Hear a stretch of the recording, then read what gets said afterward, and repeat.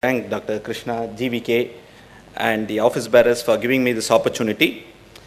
I'm here to speak on stem cell therapy in diabetes mellitus. I would start my lecture by recalling Bantich's Nobel lecture. So, where he spoke on diabetes and insulin. You can see the words which was exactly used by Banting. Insulin is not a cure for diabetes, it is only a treatment. In any disease you take, we are always striving for a cure so that we'll have a permanent resolution for the disease.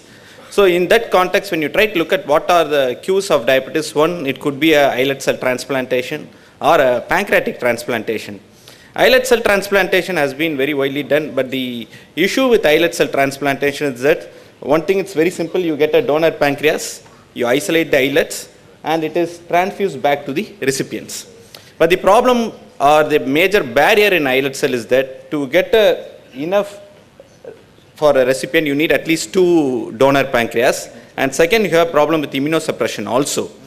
So, and people are trying to look at the other modalities of treatment of diabetes. I would say the cure for diabetes. So, one cure could be a stem cell therapy. So, at the outset, it would look very simple.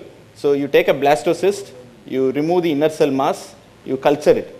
Because the major potency or capacity of the stem cell is that it has the ability to regenerate or to differentiate it into any kind of cells.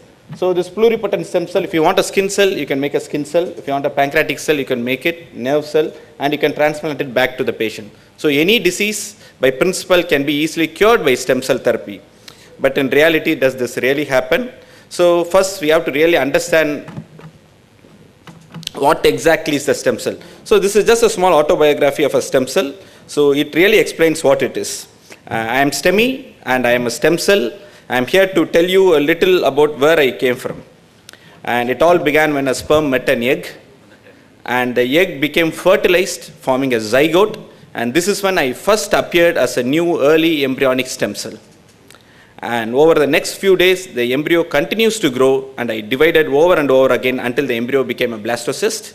The cells on the outside of the blastocyst form the placenta, but all the cells inside the embryonic stem cells that will eventually become the fetus. When I receive the proper chemical signals, this is very, very important, I can become all sorts of different cells with special functions.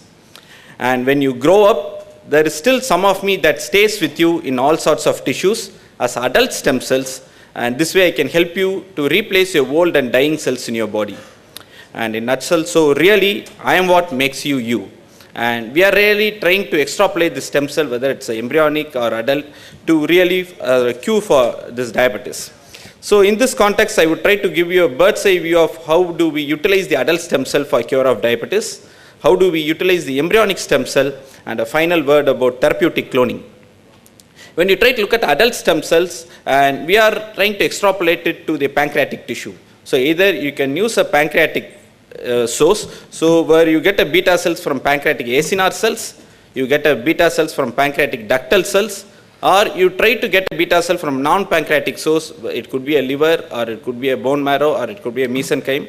And how do you really extrapolate the embryonic stem cell?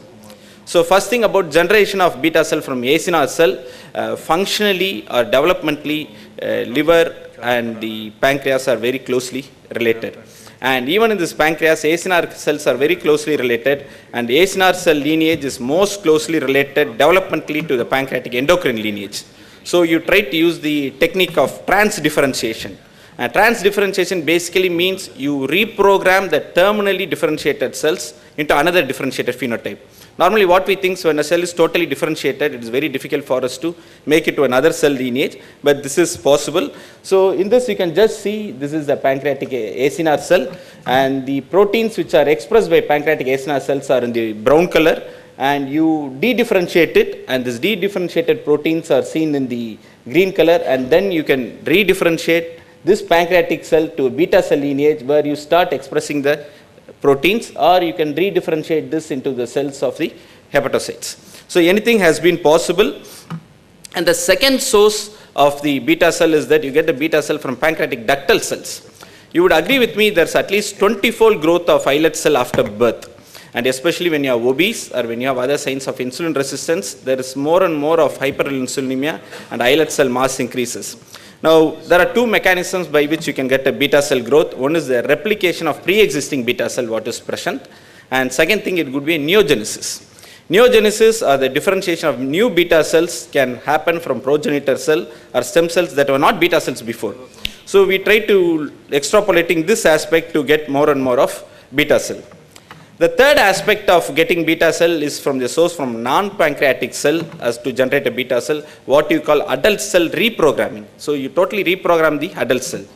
So when you try to look at the animal models for this thing, even in salamander and chicken, when you try to remove the lens, the iris differentiate into the lenticular tissue. The same concept has been extrapolated. The most common tissue which has been used is the liver. So liver has been used as a source of pancreatic tissue. Liver and pancreas, as I said, was developmentally related, and what really drives the tissue towards the pancreas is the PDX1. There are so many factors, but PDX1 is a very crucial, and it plays a central role in the development of beta cell function. So when you take when you infect a hepatocyte with a virus containing human PDX1, there's a chance you can drive the pathway towards the beta cell. So this is how it is done. So you have a administered adenovirus with PDX1 expression. You make the rat hepatocytes are infected with this. You can see within 2 weeks you have an ectopic PDX1 expressed within the rat liver cells. And there is endogenous PDX1 at 2 months. Around the central vein you can see there is endogenous PDX1 expression. And this streptozotocin induced hyperglycemia, you can see beautifully it comes down after some time. And even after 4 months of viral infection, liver tissue starts exhibiting insulin and glucagon. The more important in this thing is that you have prolonged protection from streptozotocin, because liver contains more and more of catalase and desmolase. So these tissues, when they are in liver, they are very resistant to autoimmune destruction. So this has been a very, very useful source for a beta cell. So another way to extrapolate this is you get a liver biopsy from a human tissue and you propagate it in vitro, you infect it with a PDX1 and treat with other soluble factors, and you make it insulin producing liver cells and implant it to the same patient. It's something like auto transplant. So you may not require any immunosuppression, or these things would be required. And the another aspect to get the beta cell, if you don't have a liver cell, is that from the mesenchymal stem cell.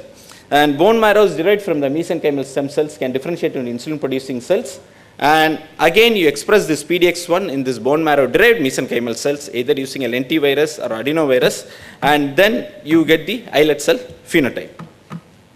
And it's not only you try to differentiate the stem cell to a pancreatic cell, and stem cells can give you signals where it can make your endothelial cells to regenerate the existing beta cells, or stem cells can even be used to stop your autoimmune destruction. So many ways stem cells can be utilized.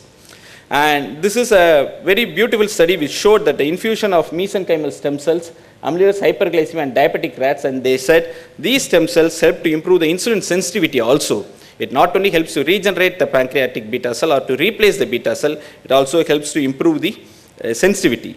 And this mesenchymal stem cell, the major challenges or advantage compared to the other things, disadvantage I would say it's less pluripotent when you compare to the embryonic stem cell. And it is non-homogeneous, because mesenchymal stem cell you can get it from any tissue, so you have a non-homogeneous, and it can be obtained for autologous, and it is less tumorigenic. So these things has been the real advantage of mesenchymal stem cells. When you go to the embryonic stem cell, they are pluripotent and they are continuously in the proliferative state. They have a highest differentiation potential for the insulin producing cells. They are immunologically innate. But the concerns with the embryonic stem cell is that you have a potential to form teratoma from the undifferentiated cell. The malignant potential is there. And another issue is the ethical concern, which has been revolving around this embryonic stem cell.